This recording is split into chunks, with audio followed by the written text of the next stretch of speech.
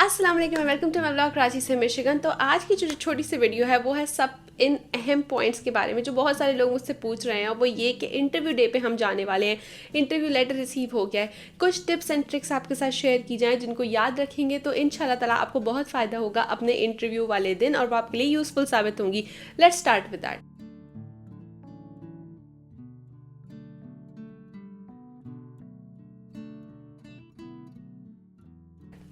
तो सबसे पहले जो पॉइंट मुझे डिस्कस करना था वो है टाइमिंग, कि अगर आपका इंटरव्यू 9:30 बजे है तो बहुत सारे लोग मुझसे पूछते हैं कि हम कब जाएं वहाँ पे, एम्बेसी कब जाना चाहिए हमें। तो ये बात का ध्यान रखें, मैं खुद अपने एक्सपीरियंस से भी बता रही हूँ कि आपको एटलीस्ट 1 घंटा पहले वहाँ पे मौजूद होना चाहिए। क्यों 1 घंटा लोग कहेंगे कि बहुत ज़्यादा है? वो इसलिए कि एक तो आप जब भी कहीं जाने का प्लान करते हैं इतना मार्जिन देना चाहिए, जब कोई इंटरव्यू हो, जॉब इंटरव्यू हो, इमिग्रेशन इंटरव्यू, इस तरह के इंटरव्यू में आपको इतना टाइम फ्रेम देना चाहिए। रास्ते में ट्रैफिक हो सकता है, कोई भी सिचुएशन पेश आ सकती है। उसके अलावा जब आप 1 घंटे पहले वहाँ पे उस जगह पहुँच जाते हैं तो जो एक्चुअल एम्बेसी होती है वो दूर होती है, जो शटल का एरिया होता है उसमें उसका बहुत फासला है। स्पेशली इस्लामाबाद एम्बेसी की बात की जाए तो 15 से 20 मिनट की, 15 मिनट मैं कहूँगी कम से कम, 12 से 15 मिनट की जो है वो ड्राइव लगती है आप जहाँ पे होते हैं वहाँ से एम्बेसी तक के लिए। इसलिए उस फासले को कवर करने के लिए आपको पहले से एक शटल में बैठना होता है, शटल के ज़रिए आप वहाँ पे जाते हैं। शटल के लिए टिकटिंग होती है, आपको टिकट ख़रीदना होता है पहले। अच्छा, टिकट से पहले आपकी थोड़ी स्क्रीनिंग होगी, सिक्योरिटी होगी। जब आप जाएंगे आपको मेन जो गेट होगा एंटर होंगे तो वहाँ पे वो आपसे इंटरव्यू लेटर मांगेंगे, NIC कार्ड मांगेंगे, इस तरह की चीज़ें मांगेंगे, सिक्योरिटी होगी। इस तमाम प्रोसीजर में इतना टाइम लग जाता है कि आप जब एक्चुअल एम्बेसी पहुँचेंगे तो आपका एग्जैक्ट टाइम हो रहा होगा जो कि इंटरव्यू का टाइम है। तो इन चीज़ों का ख्याल रखते हुए एटलीस्ट 1 घंटा पहले, 1 से 1.5 घंटा पहले अपने एक्चुअल टाइम से आप वहाँ पे पहुँच जाइएगा एम्बेसी। इसके साथ साथ एक और अहम सवाल जो बहुत सारे लोग करते हैं वो ये कि हमारा इंटरव्यू का टाइम इंटरव्यू लेटर पर 7 बजे लिखा हुआ है और सुबह 7 बजे तो जो एम्बेसी भी नहीं खुलती है और सुबह 7 बजे तो शटर सर्विस भी नहीं चलती है, तो हम क्या करें। तो मैंने कुछ लोगों का एक ग्रुप पे डिस्कशन में ये बात पूछी और कुछ लोगों से मालूम किया कि आप भाई कितने टाइम पहले जाते हैं अगर आपका 7 बजे इंटरव्यू हो। तो जो लोग इस प्रोसेस से गुजर चुके हैं उनका यही कहना था कि हमारा पौने 7 बजे जो है वो शटर सर्विस उन्होंने स्टार्ट कर दी थी। 6:15 बजे जो है वो सुबह के उन्होंने लाइन बनाना शुरू कर दी थी उन लोगों के लिए जो वहाँ पहुँच चुके थे, और हम 7 बजे वहाँ पे पहुँच गए थे। इंटरव्यू हमारा एग्जैक्टली 7 बजे नहीं हुआ, लेकिन इंटरव्यू, और हाँ ये चीज़ याद रखिएगा, मेरा अपना इंटरव्यू अपने टाइम पे 8:30 बजे था, लेकिन इंटरव्यू 8:30 बजे नहीं हुआ। हाँ, मैं उस वक्त वहाँ मौजूद थी, लेकिन उन्होंने मुझे टोकन दे दिया और फिर इंटरव्यू मेरा 8:45 तक हुआ था, काफ़ी देर के बाद हुआ था।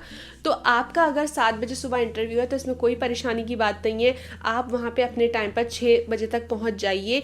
जब सिक्योरिटी की लाइंस होंगी तो वो आपको 6:15 बजे तक अंदर टिकट लेने के लिए जाने देंगे शटल के लिए। फिर आप शटल वगैरह से आगे जाएंगे एम्बेसी तक। तो जब आप एक्चुअल पहुँचेंगे तो 7 बज चुके होंगे। अब वो एम्बेसी वालों का काम है कि वो आपका इंटरव्यू किस वक्त लेते हैं, लेकिन आपको वहाँ ये उस टाइम पे मौजूद होना ज़रूरी है। शटल के लिए एक और चीज़ का ख्याल रखिएगा, काफ़ी सारे लोग होते हैं, बाज़ दफ़ा क्या होता है वो बोल रहे होते हैं कि 8:30 इंटरव्यू के सारे लोग लाइन में आ जाएं। तो आपको मिस नहीं करनी है, आपको ध्यान रखना है कि मेरा इंटरव्यू उस वक्त है, मुझे इस शटल में जाना है, ये चली ना जाए, क्योंकि ये चली जाती है तो फिर वो अपना टाइम लेके 15-20 मिनट के बाद वापस आएगी। तो अपने टाइमिंग का ध्यान रखिए। सेलफोन वगैरह इस तरह की जो चीज़ें होती हैं उनको आपके साथ जो आया है उसके पास छोड़ के जाइए। उसे बिला वजह एम्बेसी तक ले जाने की ज़रूरत नहीं है, क्योंकि वहाँ वैसे भी सेलफोन अलाउ नहीं करते, मेटल की चीज़ अलाउ नहीं करते। तो इसलिए बेहतर है कि जो आपके साथ आए हैं उनको ही दे दें, वरना वो क्या होगा, आपको कहेंगे कि ये आप लॉक कर लीजिए, यहाँ पे रखिए। तो बिला वजह आप वैसे ही उस वक्त टेंस होते हैं, तो आप क्यों कॉम्प्लिकेशंस में जाएं। इसके साथ साथ किसी चीज़ की फ़ोटोकॉपी रखनी होगी। अगर आपको कोई फ़ोटोकॉपी चाहिए तो वहाँ पे फ़ोटोकॉपी का इंतज़ाम होता है, आप वहाँ से करा सकते हैं। लेकिन बेहतर है कि आप अपने पास NIC की, पासपोर्ट की, जिस चीज़ की भी कॉपीज़ हैं वो अपने पहले से प्रिपेयर करके लेके जाइए।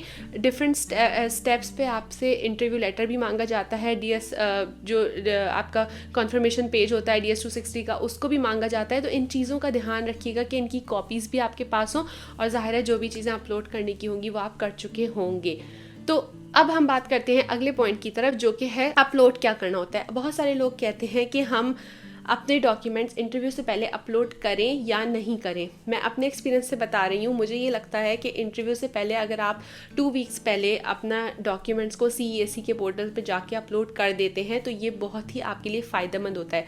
अच्छा, कुछ चीज़ें हैं जैसे I-864 होता है जो कि फाइनेंशियल डॉक्यूमेंट्स आपके होते हैं, W2 अपडेटेड, I-864 अपडेटेड, आपके टैक्स ट्रांसक्रिप्ट अपडेटेड, ये तो आपको अपलोड करने ही करने होते हैं। क्यों? क्योंकि जाहिर है जब आपने इनिशियल पिटिशन फाइल की थी I-130 की 2 साल पहले, तब से लेके अब तक आपकी यकीनन सैलरी भी चेंज हुई होगी, कुछ लोगों के एड्रेस चेंज हो जाते हैं, कुछ लोगों के टैक्स की ज़ाहिर डिटेल्स चेंज होती हैं, तो इस हिसाब से आपको वो तो अपडेटेड अपलोड करनी ही है। इसके साथ साथ मैंने अपने केस में अपनी पिक्चर्स भी अपलोड दोबारा कर दी थी।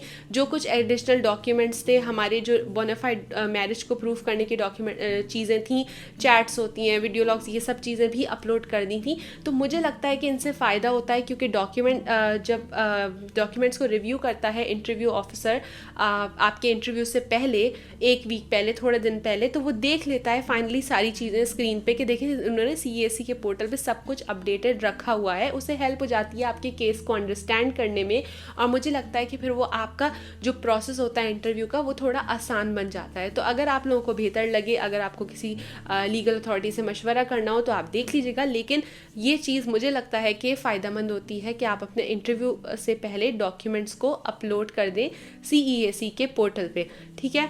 इसके साथ साथ बहुत सारे लोगों का सवाल होता है कि जी फ़ोटो एल्बम हम लेके जाएं नहीं लेके जाएं। हमारी शादी की 2-2 किलोग्राम की इतनी मोटी मोटी एल्बम्स हैं, हम उनको वीज़ा इंटरव्यू वाले दिन कैसे लेके जाएं? और बहुत सारे लोग कहते हैं इनको ले जाना बिल्कुल फ़जूल है।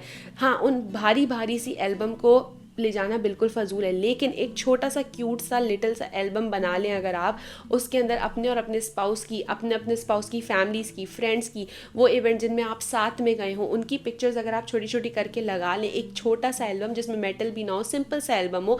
मैं अपनी पिछली किसी वीडियो में उसको शेयर भी कर चुकी हूँ, अगर मैं दोबारा कर सकी तो दोबारा भी शेयर कर दूँगी। तो उस एल्बम को अगर आप अपने वीज़ा इंटरव्यू वाले दिन ले जाएंगे तो आपको, मुझे लगता है कि बहुत फ़ायदा होगा, क्योंकि मैंने कई सारे ऐसे केसेस सुने हैं। पर्सनली मेरा केस भी जहाँ पे इंटरव्यू ऑफिसर पूछता है कि do you have any pictures, तो मैंने उन्हें बोला कि जी मेरे पास हैं, तो उन्होंने कहा that's okay, I don't want to see them. उसने वो देखनी नहीं थी, लेकिन उसने फिर भी पूछा।